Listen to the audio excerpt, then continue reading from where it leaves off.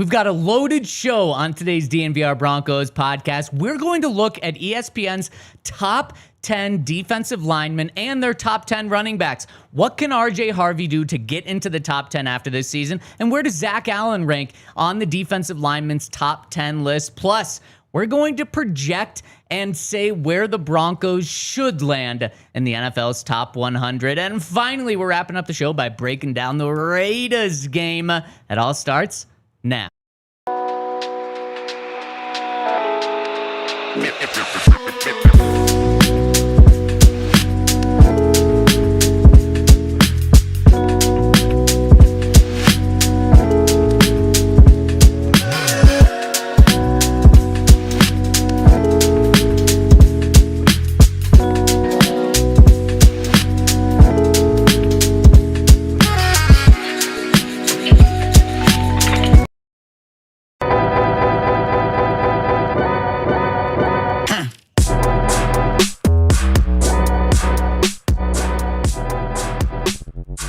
How many top 100 players will the Broncos have on the NFL's top 100? We are diving into lists today, and it's a great day to be on the DNVR Broncos podcast. Henry Chisholm, we got Dion and Logan behind the camera, and Zach Stevens rocking and rolling with you, including a lot of people in the Twitter chat. Shout out to David, Broncos Tube, just him, and a lot more people rocking and rolling with us. Happy Tuesday, Hank.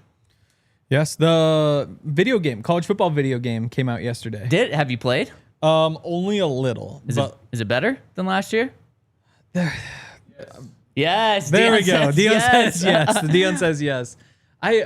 So here's my thing. I get they don't include the FCS teams. They used to in the old video games, and I just want to be Montana. Upset. Yeah. So it didn't get significantly better. But what you can do is like people built them online, and so I was able to like build the whole like dynasty out where some of like the FCS teams go to the Mountain West, which, could happen.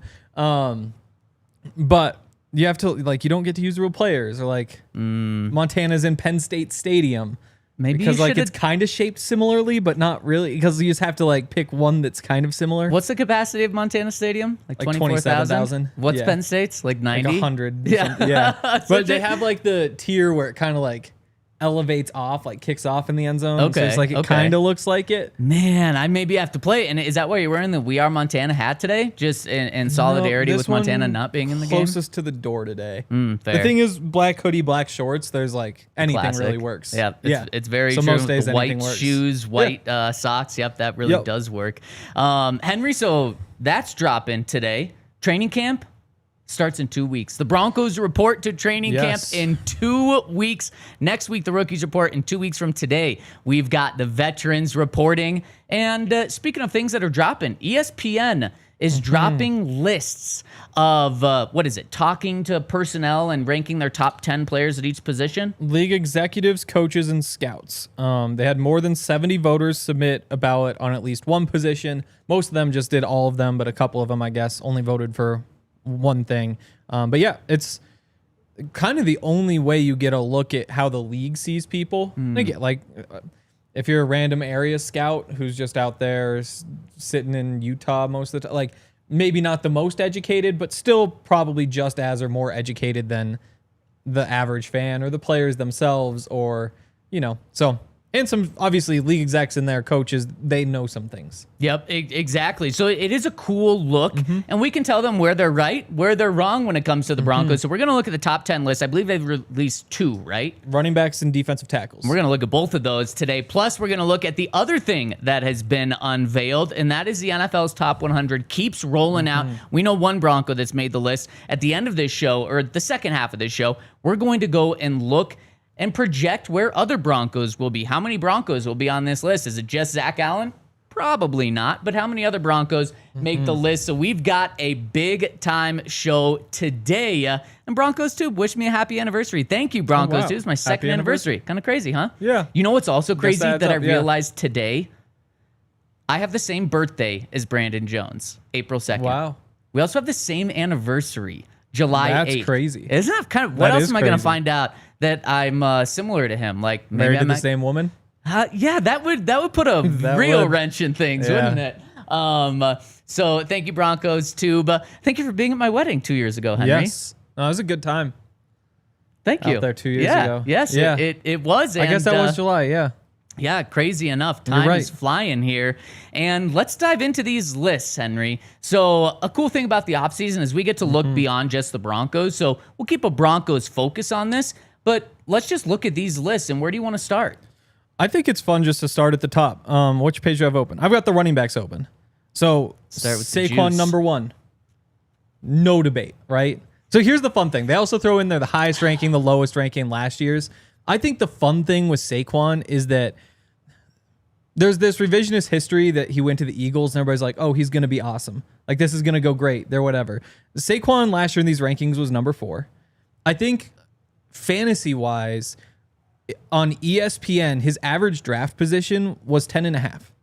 Really? So Yeah. like the end of the first round, beginning of the second? So if you're in a 10-team league, it was Wow. 50-50. He was going to be a first-round pick. Everybody wants to go back and say, like, well, we all knew he was the best. Yeah. That was not the way he was talked about then, which is kind of really good point. interesting. But at this point, like, he's number 1. There was somebody who ranked him number 2. I don't know how you justify that. I can see it.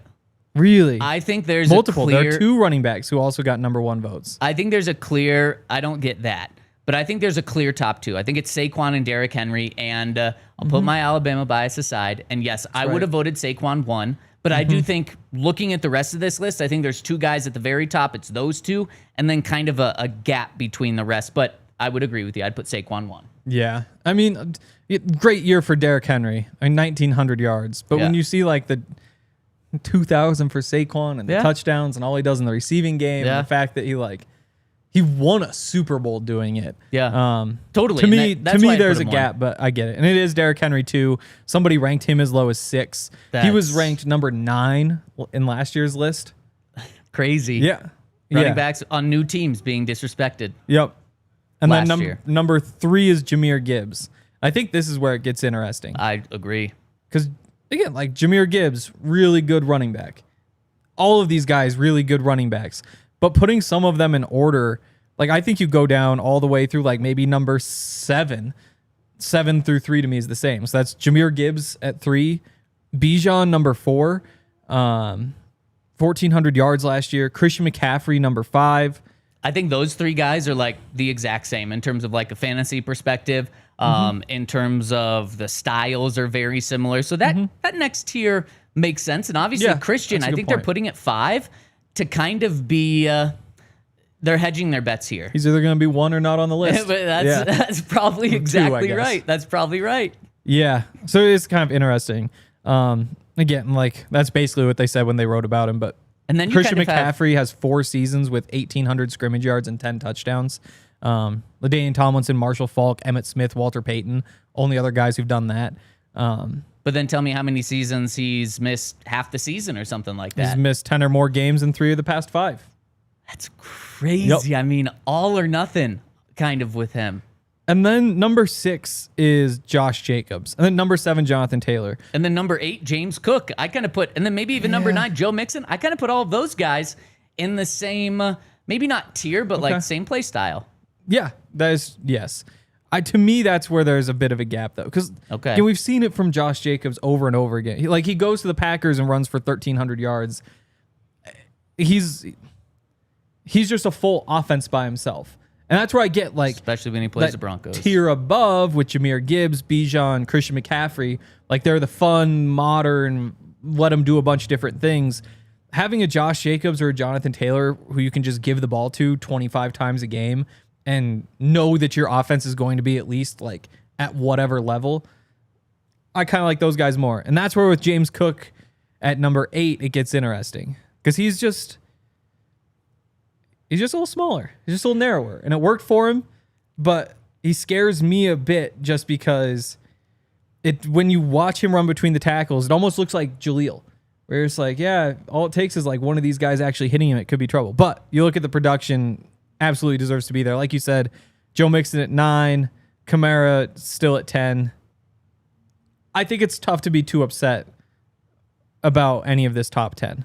I agree. I do see what you're saying about Josh Jacobs and Jonathan Taylor, and clearly the ESPN list valued having a little bit more diversity in your game in terms of being able to catch the ball over them. But I totally understand what you're saying. Really quick on James Cook. If you're the Bills, are you paying him $20 million a year? Because that's what he wants. That's tough. Again, like I think a first round pick is worth like $17 million when you go through like all the regressions and all that. For running back specifically? Just like the value of the pick itself. Okay. Like if you were somehow able to buy a pick from a team, 17 million in cap space is about what it's worth. Like because the excess value or whatever. I think that's the tricky part is would you rather have a first round running back or James Cook? A first round running back. Yeah, probably. Would you rather have Omarion Hampton or James Cook? Ooh. You went for the guy that I don't really like, but I'd rather have Travion Henderson. Like you take Genty, so you'd... I'd rather have Travion than James Cook. I think it's just tough to say that Travion... I think his ceiling is so high, it's easy to get excited about. They're obviously similar play styles, but I think if he had... Like you simulate his career 100 times... I think the average one is probably below what James Cook did. That's fair. I think James Cook is a good running back. I do not think he is an elite running back. I don't even think he's like a really great running back. So I wouldn't pay him that, but the Bills are in an interesting spot right now, especially now that they've seen what they can be with Josh Allen being the MVP. It feels like, man, can you really trade him and go without him? Or just not pay him? I don't know, but I wouldn't want to pay him. Especially also, are you paying the 8th best running back in the NFL according to this list? $20 million? No.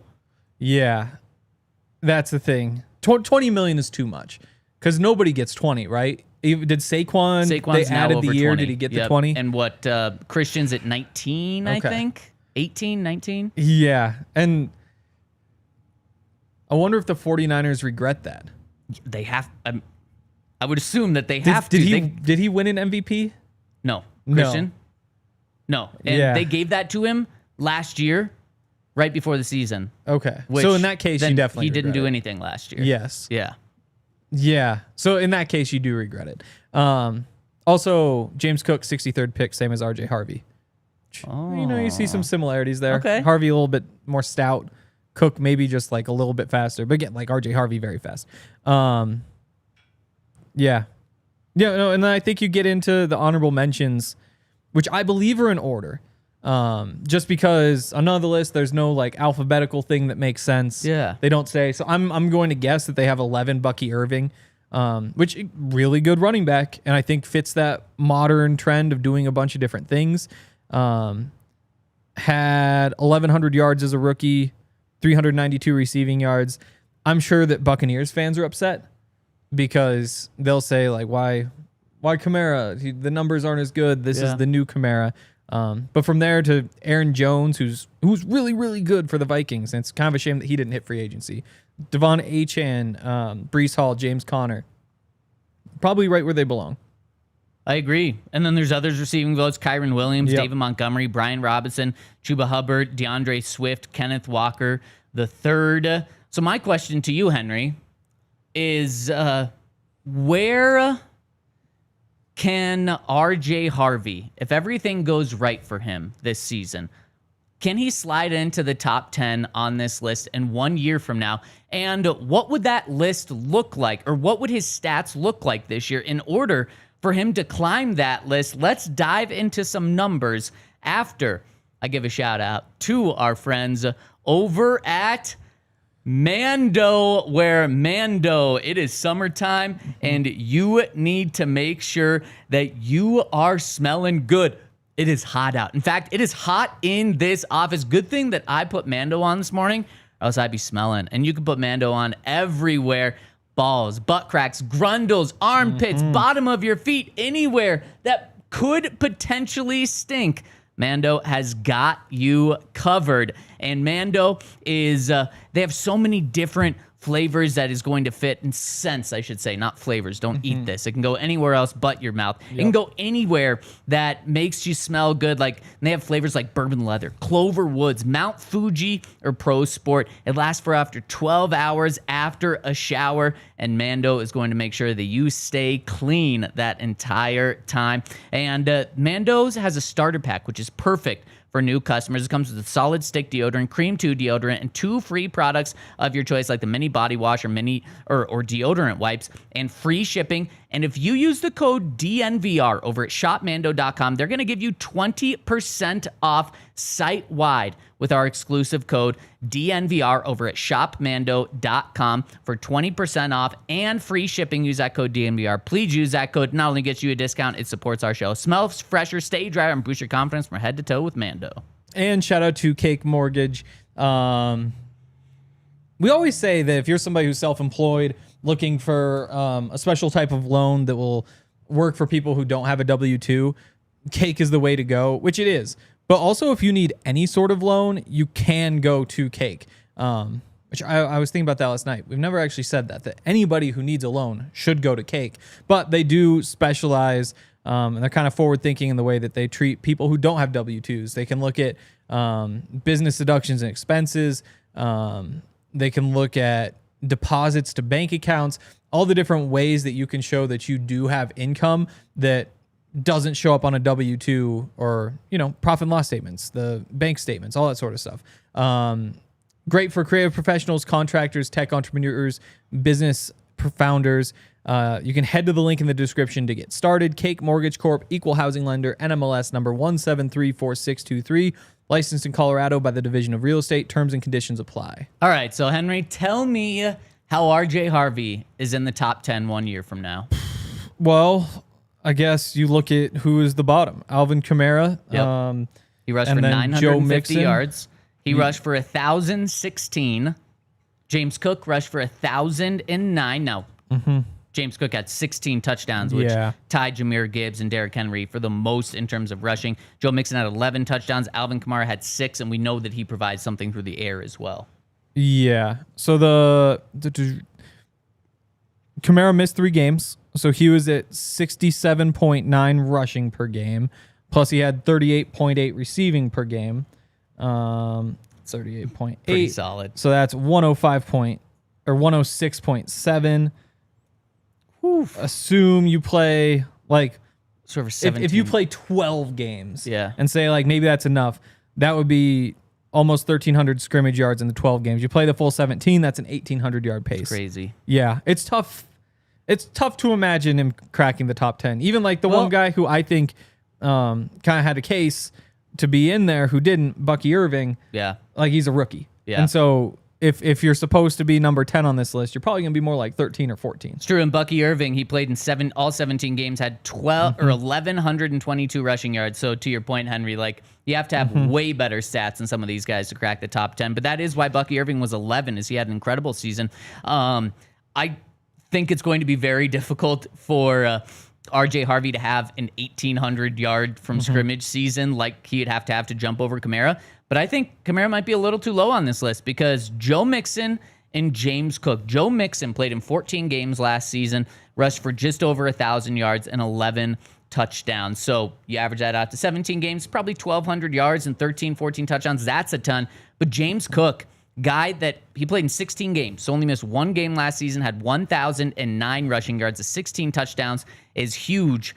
I think James Cook drops a little bit on this list. I think that could open a spot right there. We already mentioned it, Christian McCaffrey. I hope he stays healthy, but we just know 3 of the past 5 years he's played less than half the games. If that happens again, ESPN might keep him on their list, but he might fall out of there. So I could see those. And Alvin Kamara, man, he's so good. I wouldn't doubt him. The only thing I would doubt is the rest of the Saints offense around him. Is it just going to get to a point where teams just say, we're not going to let Alvin beat us, and we're going to do everything to stop him because we're not scared of anyone else? Potentially. But realistically, it's probably going to be tough for him to crack this top 10. But if it is, we're talking about a 1,200 yard, 1,300 yard season with 10 touchdowns. Even Joe Mixon had 1,325 from scrimmage, only played 14 games. Yeah. Like, you just have to put up insane numbers. And there's always a chance, but a better goal to me is just to get votes. Like, I think 21 guys got votes. If you're able to just get into that tier with the Kyron Williams, David Montgomery, Brian Robinson, Chuba Hubbard, DeAndre Swift, Kenneth Walker, like, to me, that's a successful season. Yeah, I completely agree. And so honestly, for him to be in this conversation of being borderline top 10, you're in the Rookie of the Year conversation right there. Oh, definitely. Which would be so exciting if we're talking about that. And another thing that's going to make this really hard, we all hope that J.K. Dobbins, I'm touching wood, stays healthy. If he stays healthy, RJ Harvey probably shouldn't be in this conversation because it just means that these guys are both going to have 900, 1,000 yards from scrimmage each.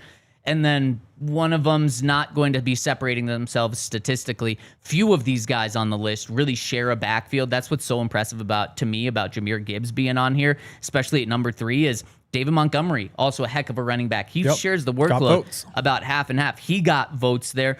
Pretty much none of these other guys really share the backfield that much, especially the ones in the top 10. So that's also something that you'd have to consider in here. And that's why it would actually be okay if he doesn't get in there, because it probably means J.K. Dobbins stayed pretty healthy. Yeah.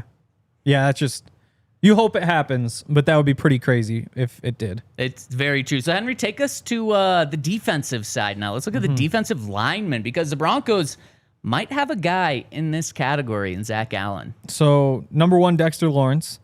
Number 2, Chris Jones. And essentially what they said was those are the kind of 2 guys in the voting who actually were way up at the top, with Jalen Carter at 3rd, right behind him. Yep. And then from there, opened up a little bit. You still have like Jeffrey Simmons at 4. He's just a lock for the top 5. Quinnen Williams at 5 kind of surprised me. For him, it's the consistency. Like, he's just, what they say, 23.5 sacks over the past 3 seasons. Maybe isn't the most explosive guy on this list, but when you just consistently have 7.5, 8 sacks. Yeah. And that's, I mean, imagine like how we're talking about Zach Allen. 8.5 sacks last year. To do 7.8 over 3 years, that is, you got to give him credit, I guess. Bless you. Thank you. Did you sneeze? That's Quinnen Williams' famous, famous moment. That's right. 6 and 7 are interesting because I think they have something to. They remind me of Zach Allen. So Leonard Williams at 6, 31 years old, got a couple votes last year, wasn't ranked. Ranked as high as 2nd this year because they put up big numbers: 28 hits, 16 tackles for loss. A veteran NFL coach said his play finally matched his abilities last season. He was dominant. Others have been better than him in previous years, but he always had a high ceiling. And then they added first-year Seahawks coach Mike McDonald helped catapult Williams, who took full advantage of his matchups to have a banner season. You get to number 7, Nnamdi Madubuike from the Ravens, which is where Mike McDonald was the year before. Yeah. And you see the opposite. Madubuike took his star turn in 2023 with 13 sacks. Big contract extension, but his metrics dipped. And pass rush win rate was the lowest among this group. An AFC executive said, still a quality player, but he wasn't as dominant as the 2023 sack numbers suggest. I think the defensive coordinator change was significant in creating one-on-one opportunities. You can fly through the rest. 8, DeForest Buckner, 9, Vita Vea, 10, Cameron Hayward. And then you get to the honorable mentions. So in the top 10, no Zach Allen, huh? No. Christian Wilkins, Derek Brown, and then 13th, I guess, is Zach Allen. And I think that in reading what they said about the McDonald's stuff, there are some similarities there in that, for example, so he's the pass rush win rate is incredible. It's like 3rd amongst all these guys, maybe even 2nd. But among the top 25, there are only 2 guys who are double teamed less, because the Broncos did such a good job creating the one-on-ones. Yeah. And it kind of explains why he would kind of have this flip in this season. I guess really this season before, which is interesting. But what do you think of him being ranked there, I guess? I think you kind of identified, when you said like the Quinnen Williams, Leonard Williams area, I think Zach Allen can be right there. I think he's in the conversation for here, but what this list shows me is this is more of a career ranking. We're taking in now, but also career, because all of these guys have had more prolific careers up to this point than Zach. But right now, I think Zach is in that group of 5 to 9, 5 to 8 right there. I think that's where he should be if you were to play one game or one season. And that's what I feel like this list is supposed to be, is where are these guys at right now? So I do think he's low on this list. Now, there's also a lot of good defensive linemen in the NFL. I'm happy that he got the honorable mention to be 13th there. But Henry, last year, Zach Allen was the second team All-Pro. That means he was in the top 4. He was either third best or fourth best defensive lineman in the NFL, according to the All-Pro votes, which are pretty trustworthy and good. So to go from third or fourth on this list to now 13th, underrated in my opinion. Okay. Yeah. I think you look at any of them in particular. Again, Madubuike being a pretty good example. 13 sacks last year, 6.5 sacks this year. Zach Allen had the 8.5 this year and was like 5.5 last year. So it's not just, obviously, just like the All-Pro list. The All-Pro list is the season awards. Yep. Who did the most this season? This is, it's who would you most like to have? Who are the best guys? And not necessarily like who ebbed and who flowed at this time. I think because of that, like, I can't fault them for saying that Zach Allen has 1 year of production. 1 year of like top 10 caliber production. Not that he wasn't good before that. I know what you mean. Yeah. Whereas like Cameron Hayward gets in there at number 10. He's 36. You've seen it for so long. He was also a first team All-Pro last year. So like you can't really complain about that. Vita Vea, DeForest Buckner, Madubuike, Leonard, I think that any one of those guys you could certainly make a case for Zach Allen to be in front of. But at the same time, you're splitting hairs, and if you want to take the guy with the track record and say he's better, I'm not upset about it. And even like you look at the guy right behind him, Zach Sealer, who's number 14, back-to-back 10-sack seasons, Yeah. Zach Allen doesn't have a 10-sack season, but you got the bump in front of him, and that's another one that could have flipped and gone a different way. So, Henry, we know that the Broncos and Zach Allen might be in contract talks very, very soon. If one of the sides was to use this list to help them, whose side would it be? Would Zach Allen say, look, I was in the top 10 or the top 13 of this list? Or would the Broncos say, look, you were at number 13 in this list? Yeah. I mean, Zach Allen would just want to point to the All-Pro and say, like, I was the best, one of the best in the NFL last year, so pay me that way. I agree. I think it's the Broncos that would say, like, hey, people around the league, execs, scouts, front office guys think you're the 13th best. Now, obviously, like, they wouldn't use this as the gospel. Yeah. But it's interesting how an honor can kind of be turned against him because it was just an honorable mention, not actually making the top 10. Yeah. I think that when you look at, so like Chris Jones makes the most money among defensive tackles, $32 million a year, just a different tier. Christian Wilkins, 27.5. He was the top of the honorable mention. Madubuike right behind him, 24.5. Aleem McNeil, 24.25. Derek Brown, 24. Quentin Williams tied, 24. Jeffrey Simmons, 23.5. Forrest Buckner, 23. I think like that tier is just so clear with Daron Payne, Dexter Lawrence, Kenny Clark, who's still in. I mean, I think that you could say, the cap jumped 9%. And so 13th highest paid right now is 20. You throw another 9% on top of that. 21.8. 22. Yep. And then just say like, I was also an All-Pro last year. Like that's underrated. I think you wind up back pretty close to that same tier where it's like number 3 highest paid is 24.5, 24.25, 24.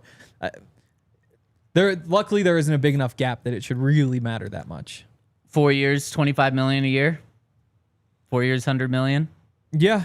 I think it's easy to trust too. And the only concern is the injury. So whereas with other guys, you're worried about like the guarantees and all that sort of stuff, like trying to get outs into the contract. Yeah. With Zach Allen, maybe 8.5 sacks is his career peak and you wind up overpaying. But if it's ever below 5, you'd be shocked. Oh, yeah. You certainly would be shocked. Did another Bronco get any votes here? Was John Franklin Myers, DJ Jones, either of them? No. And that's... I don't know how John Franklin Myers doesn't get votes here. I agree. I think... So there's the top 10, there's 5 honorable mentions, and there's 1, 2, 3, 4, 5, 6 guys who also received votes. Of those 6 guys who also received votes, only one had as many sacks as JFM did. Kalijah Cansey had 7.5. JFM had 7. Wow. Like, I really don't understand why he's not on this list. I think even like the only other one of these lists that's come out was PFF's, and that one had Zach Allen at 20 and JFM at 18. Like, to me, the gap between those two isn't like there is a gap. It's not a massive gap though. And again, Oso Digizua is on there. Good player. He's no better than JFM is though. Is it because JFM has always played with someone that's just elite with him? I mean, Oso Digizua with the Cowboys. I guess DeMarcus Lawrence didn't play last year, but you still have Micah Parsons out there. Yeah, no, it's a good point, but like someone specifically on the defensive line, because you look back at his time with the Jets and he was playing with Quinnen Williams, so he just maybe gets overshadowed by Quinnen. Then last year he's playing with Zach Allen, and Zach Allen's an all-pro, just gets overshadowed. I don't know why he gets overlooked, but it's not just by fans that he gets overlooked in terms of these, in terms of like Pro Bowl voting. He also gets overlooked by executives with these lists, but then also executives, the Jets pretty much just dumped him when they decided to go after that pass rusher, Hassan Reddick, instead of John Franklin Myers. So the Jets overlooked him. And then at the same time, the NFL overlooked him because the Broncos were able to get him for half the price of the contract he was on, slashed it from 15 to 7.5 to join the Broncos. And they got him for what, a 5th or 6th round pick? Like, it was nothing. So it's just crazy that JFM just continues to get overlooked. Yeah. And a lot of it's probably the run defense. It's not that he's bad. It's just that, like, yes, it's 7 sacks, but you're a pass rusher first. Whereas with Zach Allen, you say it's 8.5 sacks, and you're 85% of the run defender that you are a pass defender. So the value's more. And when you look at a lot of these guys in the top 10, Christian Wilkins, he'll do all sorts of things too. Cameron Hayward, same thing. DeForest Buckner, who's on the list, obviously, like, can do whatever you want. Like, he'll get you all the sacks. He'll stuff runs. He's just so long. So I think that might knock him down a little bit, but I don't know how it knocks you this far off the list. It's 21 guys who are listed, and to me, he should be one of those 21. I think we've got a troll in the Toyota chat right now. Let's Go Sports, I believe, is dropping some fake information in the chat right there. But if it's not fake, we'll talk about it on the other side. But I really don't believe that is true right now. Let's continue our conversation. Let's dive into the NFL's top 100 list after I give a shout out to our friends over at True Fan Travel, because they're making every Broncos wish dream come true. Because over at True Fan Travel, they have set up a package that will take you to the Broncos-Jets game in London and include everything that you need, including a game ticket, including tailgates to our tailgate before the game. It also is going to include private tours, pub meetups, exclusive pep rally, tickets to the game, 5-night luxury stay at a hotel there in London, plus airfare over there. So if you want to get in on this incredible package, go to truefantravel.com to get your package. It's also going to include events with us all throughout the week. It is going to be an absolute blast. It's the best way to go to the Broncos game in London. They make it super easy by just putting together the best package for you. So if you want to join us on this trip and watch the Broncos live in person, go to True Fan Travel to get your tickets. And also, let's say you already live over there or you want to travel there yourself. They have tickets without the airfare too. So make sure to go to truefantravel.com to get yours. And shout out to Toyota. We're big Toyota fans here, especially in the summer. They'll take you anywhere you want to go. They're built for the outdoors. They're built for the mountains, off-roading, whatever you have. They're also just reliable if you're on a long road trip. All sorts of different options. You guys have heard them all. Toyota's been around for forever. But the Land Cruisers, the Tacoma, 17 different models with available all-wheel drive or four-wheel drive, like the 4Runner. Toyota also currently offers more low and zero emission vehicles combined than any other automaker, gives customers numerous choices to reduce their carbon footprint. They've got 16 different hybrid vehicles to choose from, where it's the Tundra iForce Max hybrid truck. Take command of the road and the trail You can explore the road less traveled without sacrificing smooth city rides and SUVs like the RAV4 and Grand Highlander. Visit your Front Range Toyota stores at a location near you. AutoNation Toyota, Arapahoe and Centennial, Corwin Toyota and Boulder, Groove Toyota and Littleton, Mountain States Toyota in Denver, Stevenson Toyota East and Aurora, Stevenson Toyota West and Lakewood. Toyota, official automotive partner of the NFL, official vehicle of DNVR. Let's go places. And let's give a shout out to the Toyota chat, which we got a lot of people in there. Daniel, Jose, Logan, Angel, got a lot of regulars tuning in with us. And Let's Go Sports, why are you doing that to us? Just dropping fake news in there. We don't like that. That would be a sick trade for and them, shout out though. to Mile High Singh. So he dropped fake news in there that, literally fake news, that Trey Hendrickson was traded to the Patriots. And you like that? I mean, so you have Christian Barmore and Milton Williams, who you paid up front. Yeah. Obviously, Harold Landry, so you're kind of lacking, like, the big-time edge rusher. You throw him in, and they just have Christian Gonzalez, one of the best corners in the NFL, Kyle Duggar, Jabril Peppers, like Carlton, like that defense is already going to be so good. Throw Trey Hendrickson in, and it'd just be crazy. And I think, personally, I like the offense too, but it just depends on the quarterback. Yeah. And do you believe in Drake May? I do. I was a Drake May hater during the draft. I really thought he was going to suck, but then he turned out to actually be really good. I mean, I think their win total's like 8.5 now, 7.5, 8.5. But yeah, like Wow, that's up if he there. just is what he was the end of last year, they should be a playoff team, or at least right on that fringe. Yeah, very fair. Okay, Henry, let's dive into the NFL's top 100 and guess where Broncos will be and say where Broncos should be. So we know one Bronco right now. Zach Allen is number 90 on this list. And as everyone in the Twitter chat saying, that is underrated. He should have been way higher. He was a second-team All-Pro last year. We kind of talked about it yesterday. So who else? Knowing that Zach Allen's number 90, how many other guys do you think make this list? Well, Pat will be on the list. 100%. Quinn will be on the list. 100%. Benito will be on the list. Willie? I think so. I think so as well. But in terms of guarantees, Yeah, I mean, not those are the guaranteed. only two that I'm going to guarantee. Yeah. But I agree. I think Nick will be on the list. He definitely should be. And I think that's probably it. I think so. Because I don't think, like, Bulls probably won't be none of your skill position players. Yeah, that's probably it. If the NFL did this right, Marvin Mims would be on this list as a returner. I mean, a returner for two, and the only 2 years he's been in the NFL, he's made the Pro Bowl. That being said, I don't think he will make this list, but I think he should be in like that I wonder back if Devin 10. Hester ever made it. Oh, I bet for he sure. did. Yeah. He would be like between 91 and 100, but he's not going to make this list.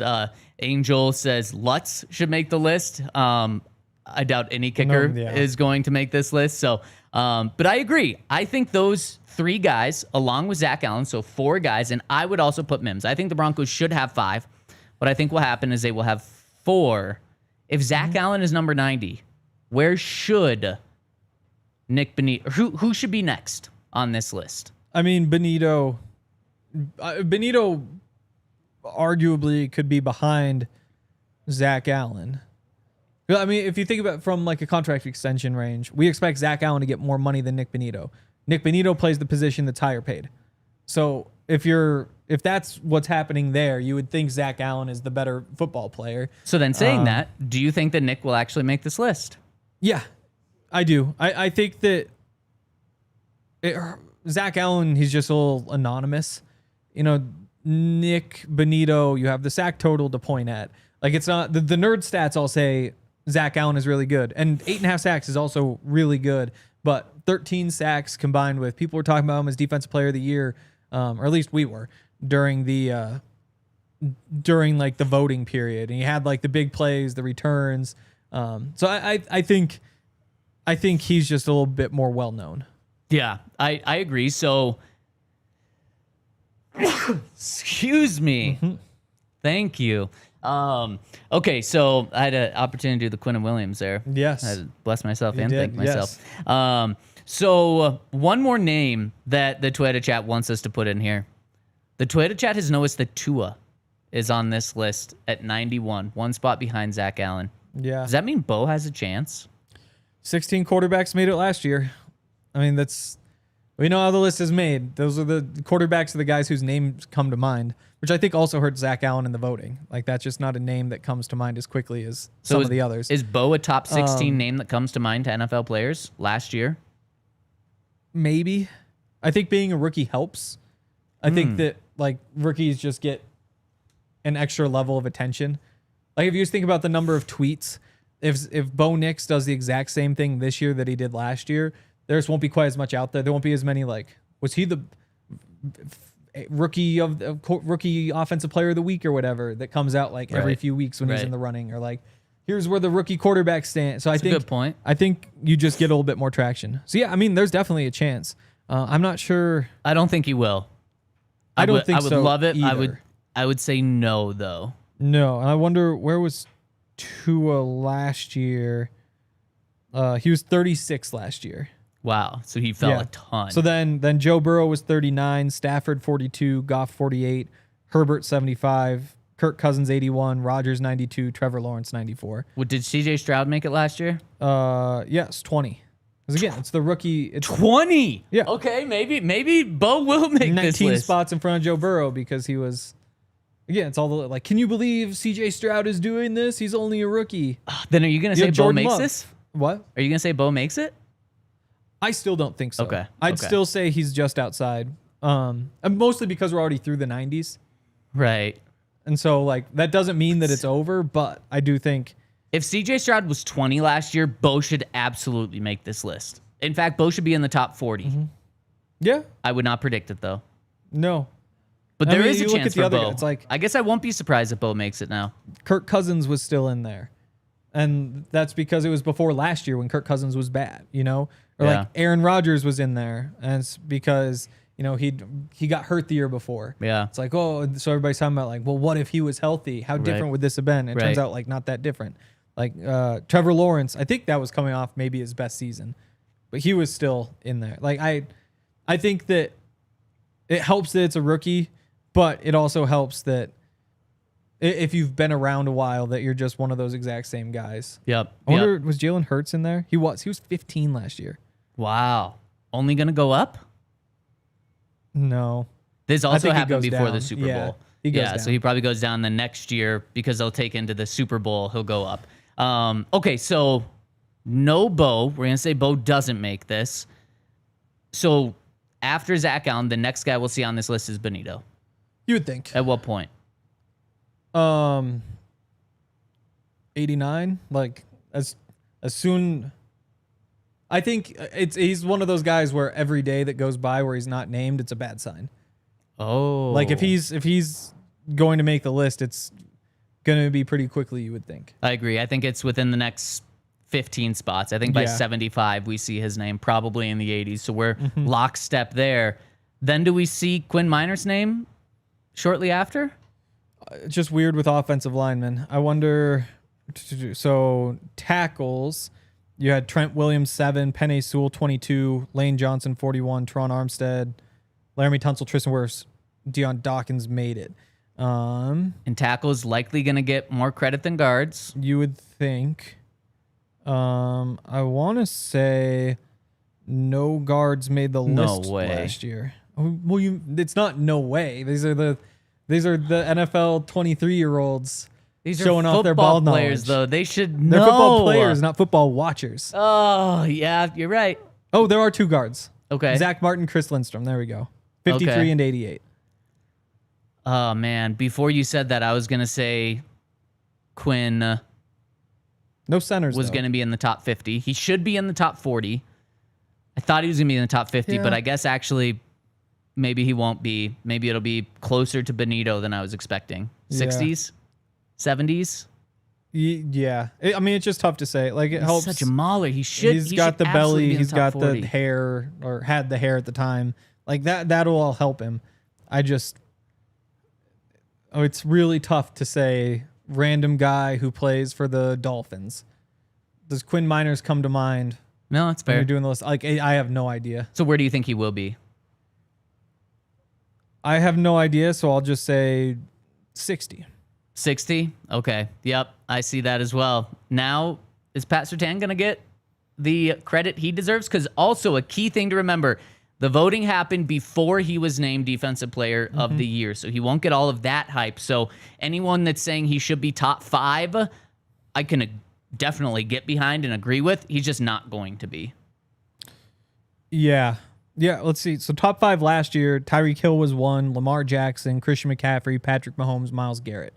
It'll be a very different top 5 this year. Chris Jones, Trent Williams, TJ Watt, Travis Kelce, Max Very Crosby. different It's top 10 this year. You have to be really good. You have to be a big name. And I think Pat is both, but I do think that like the Defense Player of the Year would have helped. So he was 52 last year. He will go up. Yes, he will go up. Sauce was 38. Of course he was. Tariq Woolen was 91. What? Okay. Jalen Ramsey 25. Oh, of course. Deron Bland 31, and then that was it. Get out of here. What embarrassing list. Yeah. The interception leader, 9 picks. Again, like I'll say for Pat, they'll honor number 2 by just giving him 2 2s. He'll be 22 on this list. When in my opinion, he should be 5. I'll go 13. I think I said it yesterday. Okay, splitting the difference. Yep. I like it. That's where CeeDee Lamb was last year. Okay, yep. I'd take Pat over CD. Anyone else that you want to talk about before we move on? No, nobody else is. Who will be number 1? Jeez. I've got an idea. Yeah. I mean, you'd have to say Saquon. I think that's what it'll be. Lamar would also be right there. Would Lamar be ahead of Josh Allen? Yeah. Josh Allen was MVP. Yeah. Again, but, I mean, it happened before the. I think everybody knew. But also Saquon. When this is why this voting process is so stupid, because we don't even know how like the second half of the season went. Yep. We only give them 1 segment today, and that's all they're getting. But what's just so stupid Pat is like gets on the list. exactly when Pat gets on, we'll talk about it. Yeah. What's just so stupid is like it should be Saquon, but when this voting happened, Derrick Henry, there's a good chance he had more rushing yards than Saquon, and he was on a pace for 2,000 yards and like 20 touchdowns at that point, and would have been the first player to ever have 2,000 yards 3 times in a season, which is just crazy to think about. So he might be number 1 there, but probably the number 1 player in the NFL right now, because of just where we are, probably would be Saquon. Yeah. Not the most valuable. And the crazy thing is, like, for it to be a player that isn't a quarterback, something has to happen. Last year, I can't believe it was Tyreek Hill. That's wild. Mahomes was like 4th or something.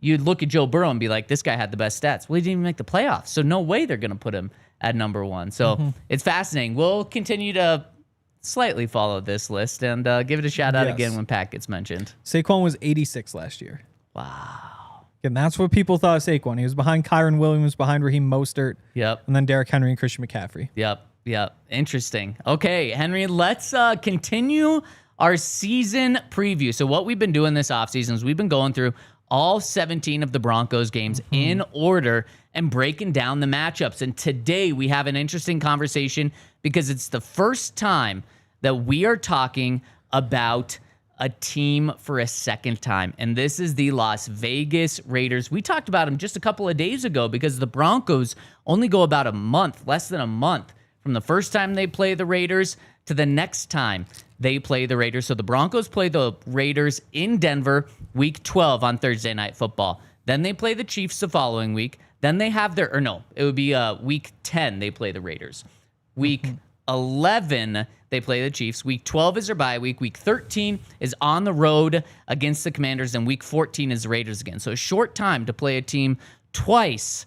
This one is in Las Vegas on Alex Singleton's birthday. Wow. How do you know that?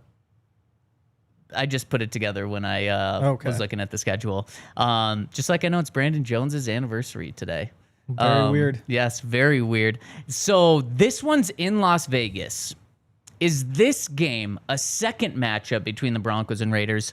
Will this be more difficult of a game or easier for the Broncos? Who has the advantage of playing this game a second time? I mean, there's a lot that goes into it. Typically, you'd think a team that's put together for the first time would get better as the season goes along. So there's that. There's also the fact that you have more tape on them at this point. It also isn't a big gap timing wise. Yeah. Rookie running backs, rookies in general, but running backs in particular, there's the rookie wall where you'd imagine by week 14, if there's going to be a slowdown, it would be around then. Good point. That also kind of hits both teams. I don't know. I mean, maybe you look at the receivers and say, like right now, Jacoby Myers, obviously our number one. 4th round pick, Dante Thornton Jr. A couple years ago, they had 3rd round pick, Trey Tucker. This year, they also had 2nd round pick, Jack Beck or Besh. I don't think anybody knows. Tommy Millott in the 6th round. You just kind of go through, and there's so many different guys who could be a part of rotation. Do they kind of slowly figure out who's working and who isn't? And as the season progresses, they know what they're doing more. Obviously, you'd imagine more injuries later than sooner, and the Broncos being the deeper team, you would think that would help.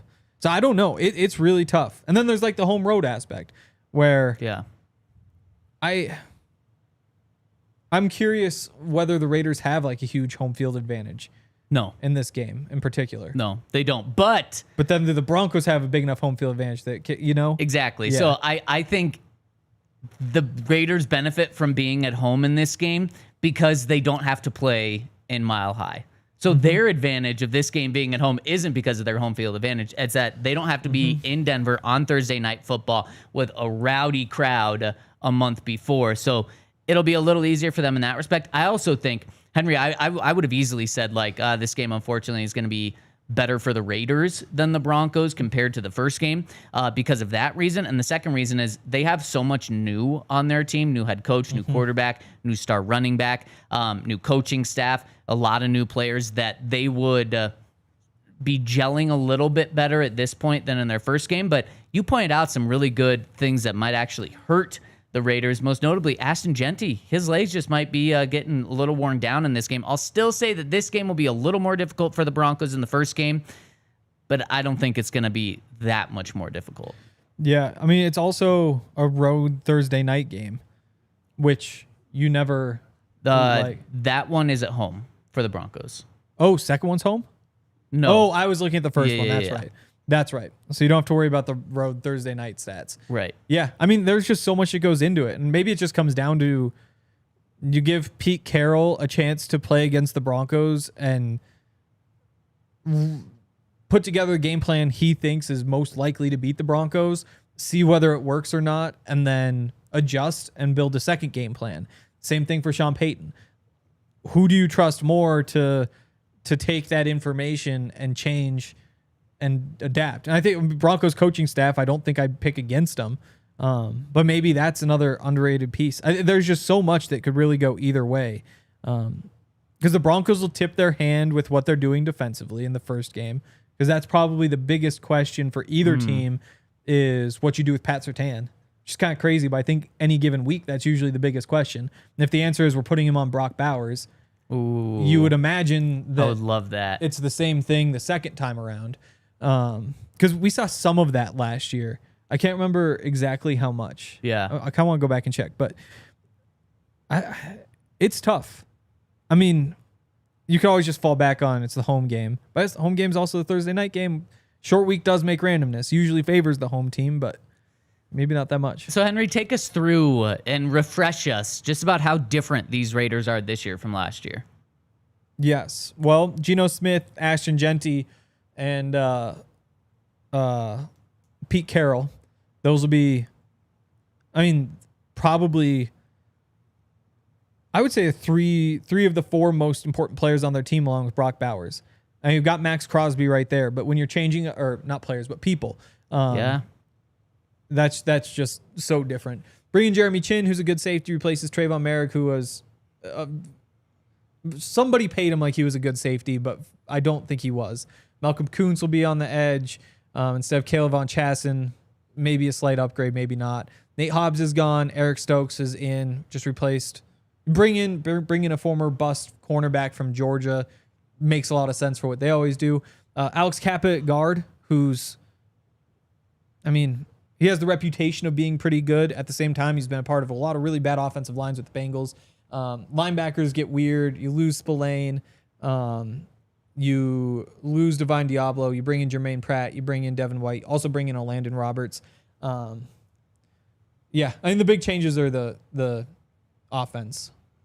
Yeah, I mean, this defense, Pete's more of a defensive guy, and I'm curious how he's... I mean, obviously, you're going to have Max Crosby. He's going to be incredible. Jermaine Pratt and Devin White, that scares me if I'm looking at this from like a Raiders perspective. I don't like that on my defense. I think they're just older, slower guys that aren't going to be very good. That's why we did not advocate for the Broncos going after either of those guys when they were free agents. I'm just curious how he helps turn this defense around. Again, Max Crosby's going to be good. That's about it that I see happening from that defensive side. So we know that Geno Smith's going to be steady, and that's what Pete Carroll loves. He wants steady. We know that from his time with Russell Wilson. When Russ started doing crazy stuff, he said, nope, I'm going to take the reins back from you. That's why he loved Geno Smith, and they're going to run the heck out of the ball. That could be the best thing for this game for the Broncos, is if Ashton Genty's hitting the rookie wall come week 14. Definitely. I think the other weird thing for them is how they guard the Broncos receivers. You'd imagine they bring in Eric Stokes to be their like number one corner. Give him $3.5 million. So it's not like hopes are high, but you look around, they drafted Darian Porter in the 3rd round, who I really liked, out of Iowa State, but I think maybe only played 1 year of corner, 2 years of corner, and had like big interception numbers, crazy fast, but he was a receiver before that. Could be kind of a fun matchup on Marvin. Then Darnay Holmes as a nickel, who's not the fastest, not the biggest. But there might be a game where you just say, we got to open things up. We have to push them deep, and that'll open up the run game. But you would imagine that on any given play, you like at least one of your matchups. It just depends on what they're doing with the safeties and linebackers to try to take things away, because by week 14, you'd imagine they're being picked apart. They've been picked apart like 10 times. Yeah. Really good point. Okay. Will anything change in terms of the matchups? Let's get to the Broncos, Raiders, who we're picking, and all of those. Really quick, just him. We're looking for your super chat from yesterday, but when we're looking, why don't you just drop essentially what your super chat was in this? You don't have to do it in super chat form, and we'll get to it at the end of the show. So, Henry, the last time we did this, we had the Raiders winning the running back battle and the tight end battle. We had the Broncos winning everything else, and I don't remember where we settled on coach. I think we had the Broncos winning coach for this season for one game. Would you change anything a month later? I agree. No. So Broncos win everything but running back and tight end. You hope at this point that Broncos are getting closer in running back just because RJ Harvey's turning on, J.K. Dobbins is staying healthy, but I mean, it's Ashton Genty, it's Brock Bowers. Yeah. Those two get the nod there. Broncos win everything else. Okay. Speaking of, so this should be... I think Genty will have 1,000 yards by then. Going into week 14? Yep. Yeah. I wonder if I can get the odds on that. Is he the favorite for Rookie of the Year? I guess Cam it's the Ward? quarterback. But yeah, he'd be right up there. I know Travis Hunter's also. Oh, that's true. Travis Hunter would be up there. I think you can bet Travis Hunter to win either Defensive Rookie of the Year award, and I really like that. Or offense? Yeah, either of them. Offense or defense. And it's one bet? Yeah. Is it minus like 200? No, I'd have to find it. Yes, Genty is the favorite, plus 250. Cam Ward, 350. Travis Hunter, O'Marion Hampton, Tyler Shuck at 1,000. Yeah. Tedero McMillan. Then Travion Henderson, Quinshawn Judkins at 1,800. And then you get to Shedeur Sanders tied with RJ Harvey at plus 2,000. Wow, Shedeur and RJ. Who would have thought that going into the draft, that Shedeur would be tied with RJ Harvey for the best odds win Rookie of the Year? Okay, so let's hit the super chat that we've got here. And Just Him responded right now and said, and I'm sorry for missing this super chat yesterday, Just Him. He says, I booked tickets to the Titans game gonna be my third road trip from Utah to watch a game. How do I join the tailgate? And where's the nightlife / bars after we smoke? Cam Ward. I love it, Just Tim. So you can get tickets to the tailgate over at thednvr.com/events. We've already got tickets on sale, and you guys know how these tailgates are going to be. They're going to be even bigger and better than they have been in the past, and they are already amazing. It's a perfect view of the stadium and downtown behind it. It's really close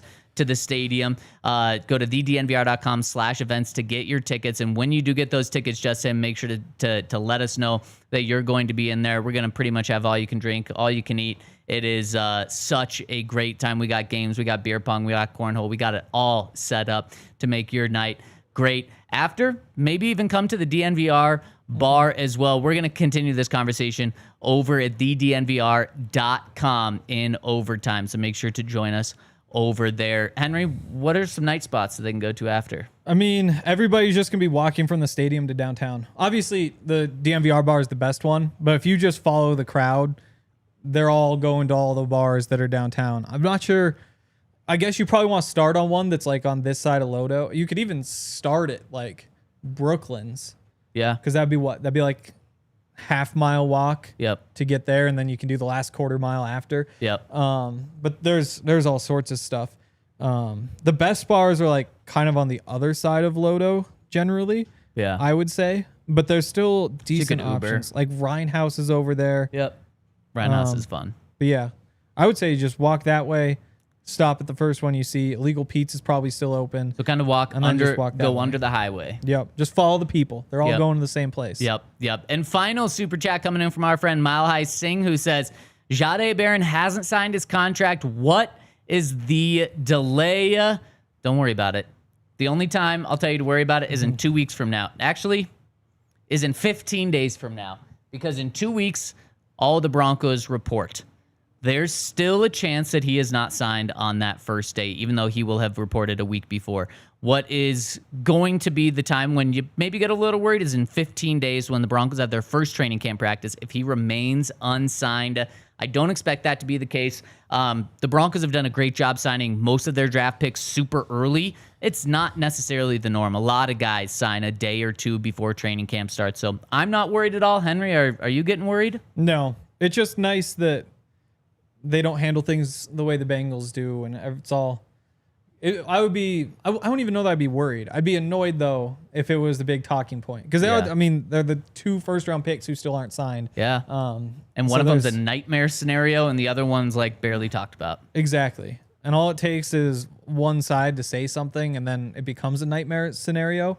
So the fact that nobody has done that makes this a lot easier to just ignore. And Henry, you have made this podcast a lot easier to enjoy. Well, there we go. So shout out to everyone that's tuning in. I'm going to be off until training camp, so Henry's going to be holding the fort down with Ryan when he's back. We're going to have Andre on as well. It's going to be a blast, so make sure to stay tuned. We still got shows the next 2 weeks, baby. Training camp soon, and we will see you tomorrow on the DNVR Broncos podcast. Have a terrific Tuesday. We all silly like the mayor.